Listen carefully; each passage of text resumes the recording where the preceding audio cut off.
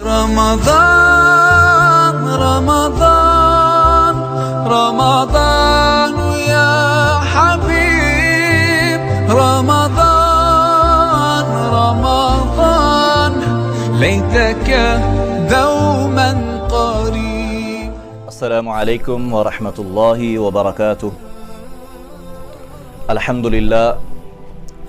لله والصلاة والسلام على رسول الله. أما بعد، قال الله تبارك وتعالى في القرآن المجيد: يا أيها الذين آمنوا كتب عليكم الصيام كما كتب على الذين من قبلكم لعلكم تتقون. محترم سامعین کرام، میں اپنی بات کا آغاز ایک مثال آپ کے سامنے پیش کر کے کرنا چاہوں گا. اس دنیا میں رہتے ہوئے ہم دیکھتے ہیں کہ اگر کوئی شخص، کوئی مزدور کسی انسان کے پاس کام کرنے کے لیے جاتا ہے اور وہ شخص اسے کہتا ہے کہ یہ گھر بنانا ہے، اس گھر کے اندر تم نے 3 کمرے بنانے ہیں، تم نے ایک کچن بنانا ہے، ایک واش روم بنانا ہے، یہاں سے سیڑھیاں چڑھا کر کے اوپر چھت تک لے کر کے جانی ہیں. اب وہ مزدور کام کرنا شروع کر دیتا ہے. اب جب اس کا کام مکمل ہوتا ہے، وہ اپنے اس مالک کے پاس جاتا ہے، اسے کہتا ہے کہ میں نے آپ کا کام کیا ہے، آپ نے جو مجھے کمرے بنانے کا کہا تھا، جو مجھے واش روم اور کچن بنانے کا کہا تھا، جو آپ نے مجھے سیڑھیاں چڑھانے کا کہا تھا، وہ کام میں نے آپ کا کر دیا ہے. لائیں آپ میری اجرت دیں، جو میں نے محنت، جو مزدوری کی ہے، آپ مجھے اس کا بدلہ، اس کے پیسے دیں. اب وہ جس شخص نے کام کروایا ہے، وہ جب دیکھتا ہے کہ میں نے تو اسے 3 کمرے کہے تھے، اس نے 2 کمرے بنائے ہیں، میں نے اسے کچن یہاں بنانے کا کہا تھا، اس نے تو وہاں بنا دیا ہے، اور وہاں میں نے واش روم بنانے کا کہا تھا، اس نے وہاں واش روم نہیں بنایا، میں نے اسے سیڑھیاں فلاں جگہ سے نکالنے کا کہا تھا، اس نے تو کسی اور جگہ سے سیڑھیاں نکال دی ہیں. الغرض کہ وہ دیکھتا ہے کہ جو میں نے اسے کام دیا تھا، جس طرح میں نے اسے کرنے کا کہا تھا، اس نے وہ کام ویسے کیا ہی نہیں. اب وہ شخص اسے مزدوری دینے سے، اس کی اجرت دینے سے انکار کر دیتا ہے. وہ اسے کہتا ہے کہ میں نے جو تمہیں کام کہا تھا ویسے تم نے کام نہیں کیا. جب تم نے ویسے کام ہی نہیں کیا تو میں اب تمہیں کس چیز کی اجرت دوں، میں کس چیز کے پیسے دوں تمہیں. اسی طرح محترم سامعین کرام، اللہ رب العزت کا معاملہ ہے. یہ رمضان المبارک شروع ہو چکا ہے، اس کے روزے اللہ رب العزت نے ہم پر فرض کیے ہیں، اور اس کے روزے کس طرح رکھنے ہیں، روزہ رکھنے کے بعد کون کون سے کام کرنے ہیں، کن کاموں سے رکنا ہے، یہ اللہ رب العزت نے ہمیں بتلایا ہے. اگر ہم اللہ رب العزت کے روکے ہوئے کاموں سے رکیں گے نہیں تو پھر کل قیامت کے دن جب ہم اللہ رب العزت سے اپنا اجر مانگیں گے تو اللہ رب العزت بھی ہمیں فرمائیں گے کہ جب میں نے تمہیں جس طرح روزہ رکھنے کا کہا تھا، جب تم نے ویسے رکھا ہی نہیں، تم نے میری بات کو فالو ہی نہیں کیا، تو مجھ سے آج کس چیز کا اجر مانگتے ہو. نبی مکرم صلی اللہ علیہ وسلم نے فرمایا، حضرت ابو ہریرہ رضی اللہ عنہ اس روایت کے راوی ہیں، نبی مکرم صلی اللہ علیہ وسلم نے فرمایا: من لم يدع قول الزور والعمل به فليس لله حاجة في ان يدع طعامه وشرابه. کہ جو شخص جھوٹ بولنے کو، غلط بیانی کو نہیں چھوڑتا اور اس پر عمل کرنا نہیں چھوڑتا، تو اللہ رب العزت کو کوئی ضرورت نہیں ہے کہ وہ شخص سارا دن بھوکا پیاسا رہے. کہ جو شخص اللہ رب العزت کی بات کو مانتا نہیں، اللہ رب العزت نے جھوٹ بولنے سے منع کیا، اللہ رب العزت نے اپنی نافرمانی کرنے سے منع کیا، وہ شخص اللہ رب العزت کی نافرمانی بھی کر رہا ہے، وہ شخص جھوٹ بھی بول رہا ہے، دھوکہ دھڑی بھی کر رہا ہے، اور ساتھ میں اس نے روزہ بھی رکھا ہوا ہے، سارا دن بھوکا پیاسا پھر رہا ہے. تو اللہ رب العزت فرماتے ہیں، نبی مکرم صلی اللہ علیہ وسلم نے فرمایا کہ اللہ رب العزت کو ایسے بندے کے بھوکا پیاسا رہنے کی کوئی ضرورت نہیں ہے. اسی طرح ایک اور مقام پر نبی مکرم صلی اللہ علیہ وسلم نے فرمایا: لیس الصیام من الاکل والشرب انما الصیام من اللغو والرفث. کہ روزہ صرف کھانا پینا چھوڑ دینے کا نام نہیں ہے، बल्कि रोज़ा जो है वो लग़वियात को छोड़ना, बुराइयों को छोड़ना, लड़ाई झगड़े को छोड़ देना, बुरे कामों को छोड़ देना, फहश गोइयों को छोड़ देना, बेहुदा चीज़ों को छोड़ देना, रोज़ा इस चीज़ का नाम है। और इसी तरह नबी मुकर्रम सल्लल्लाहु अलैहि वसल्लम ने फरमाया कि बहुत सारे रोज़ादार ऐसे हैं कि जिन्हें भूख के सिवा कुछ नहीं मिलता, कि वो सारा दिन भूखे भी रहते हैं, वो अपनी तरफ से उन्होंने रोज़ा रखा हुआ है, वो खाते पीते नहीं हैं, लेकिन अल्लाह रब्बुल इज़्ज़त की तरफ से उन्हें कोई अजर नहीं मिलता सिवाय उनके भूखा प्यासा रहने के। ये क्यों? क्योंकि अल्लाह रब्बुल इज़्ज़त ने जिन कामों से मना किया है, रोज़े का असल मकसद तो गुनाहों से बचना था, रोज़े का असल मकसद तो अल्लाह रब्बुल इज़्ज़त की नाफरमानियों से बचना था। जब उस शख्स ने अल्लाह रब्बुल इज़्ज़त की नाफरमानी को नहीं छोड़ा, जब उस शख्स ने अल्लाह रब्बुल इज़्ज़त की नाफरमानी को इख्तियार किए रखा, तो फिर उसे भूख के सिवा कुछ नहीं मिलेगा और अल्लाह रब्बुल इज़्ज़त उसे रोज़े के अजर से महरूम कर देंगे। इसी तरह अल्लाह रब्बुल इज़्ज़त कुरान मजीद में रोज़े का मकसद बयान करते हैं कि रोज़े का मकसद सिर्फ खाना पीना छोड़ देना नहीं है। रोज़े का मकसद ये तो नहीं था कि तुम सारा दिन भूखे प्यासे रहो। रोज़े का मकसद क्या था? लअल्लकुम तत्तकून,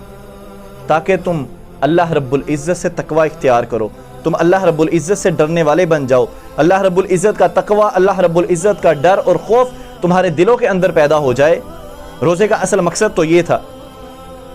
कि जब हम अल्लाह रब्बुल इज़्ज़त के हुक्म पर अल्लाह रब्बुल इज़्ज़त की हलाल करदा चीज़ों को छोड़ देते हैं, तो फिर हम अल्लाह रब्बुल इज़्ज़त के हुक्म पर अल्लाह रब्बुल इज़्ज़त की हराम करदा चीज़ों को क्यों नहीं छोड़ते? अब ये तकवा क्या है? हज़रत उमर बिन ख़त्ताब रज़ी अल्लाहु अन्हु हज़रत उबई बिन कअब से सवाल करते हैं कि ए उबई, मुझे बतलाओ ये तकवा क्या है।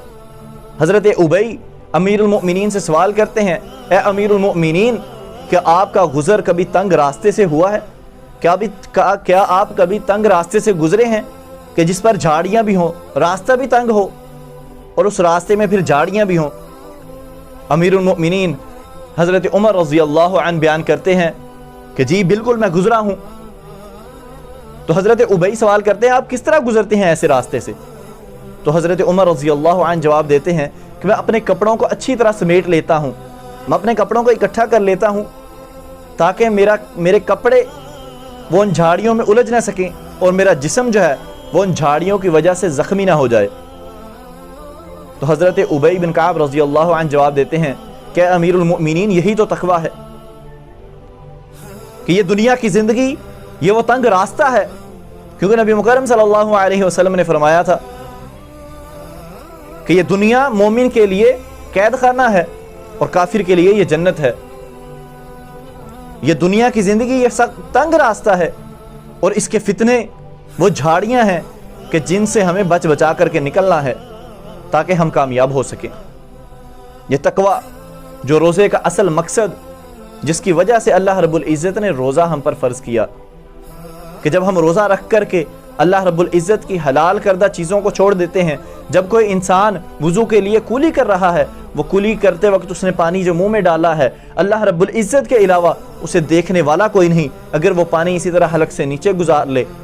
तो कोई इंसान उसे रोकने वाला नहीं, कोई देखने वाला नहीं। लेकिन हर शख्स सिर्फ अल्लाह रब्बुल इज़्ज़त के डर से कि मेरा अल्लाह तो मुझे देख रहा है, अल्लाह रब्बुल इज़्ज़त के डर की वजह से, अल्लाह रब्बुल इज़्ज़त के खौफ की वजह से वो शख्स उस पानी को हलक से नीचे नहीं गुजारता, बल्कि उस पानी को वापस बाहर उंडेल देता है। तो जब हम हलाल चीज़ों में अल्लाह रब्बुल इज़्ज़त से डर जाते हैं, अल्लाह रब्बुल इज़्ज़त का खौफ इख्तियार करते हैं, तो जिन चीज़ों से अल्लाह रब्बुल इज़्ज़त ने हमें मना किया है, जब हम झूठ बोलते हैं, जब हम लोगों को धोखा देते हैं, जब हम लोगों का माल हड़प कर जाते हैं, जब हम लोगों की अमानतों में ख़यानत करते हैं, जब हम वादे की पासदारी नहीं करते, जब अल्लाह रब्बुल इज़्ज़त की हम नाफरमानी करते हैं, नबी मुकर्रम सल्लल्लाहु अलैहि वसल्लम के बताए हुए रास्ते को छोड़ करके हम दूसरे रास्तों पर चलना शुरू कर देते हैं, तब हमारे दिलों में ये ख्याल क्यों नहीं आता कि वो रब जो हलाल चीज़ों को रोक देने की वजह से, जब हमने उस अल्लाह के हुक्म से हलाल चीज़ों को खाना पीना छोड़ दिया, तो क्या वो अल्लाह अब नहीं देख रहा जब हम अल्लाह के हराम करदा कामों को इख्तियार कर रहे हैं?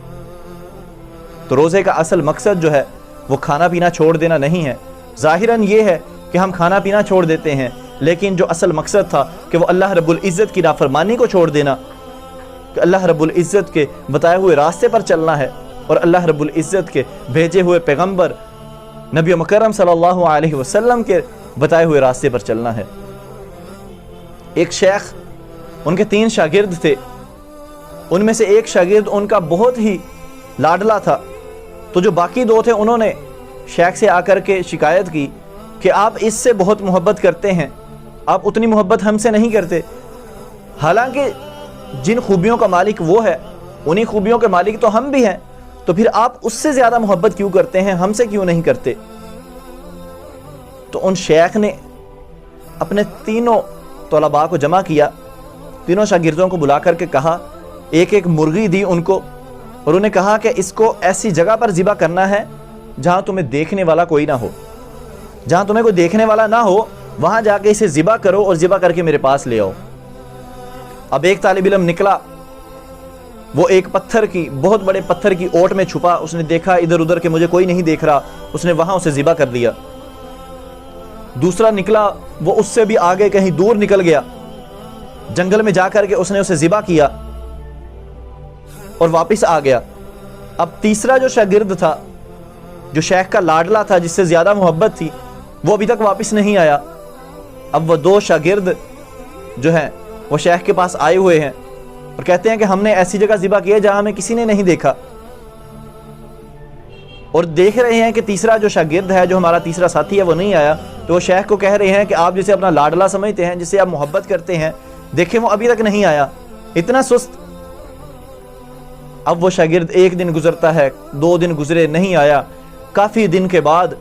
وہ شاگرد واپس آتا ہے اور زندہ مرغی لے کر کے واپس آتا ہے۔ اب وہ جو 2 ساتھی ہیں اس کے، وہ شیخ کو کہتے ہوئے اس اپنے شاگرد کا، اپنے ساتھی کا مذاق اڑاتے ہیں کہ لو یہ تو ذبح ہی نہیں کر کے لے کے آیا، آپ اس سے اتنی محبت کیوں کرتے ہیں، آپ اسے اتنا ذہین سمجھتے ہیں، یہ تو ذبح ہی نہیں کر کے لے کے آیا، اسے کوئی ایسی جگہ ہی نہیں ملی کہ جہاں اسے کوئی نہ دیکھ رہا ہو۔ اب وہ شاگرد واپس آتا ہے،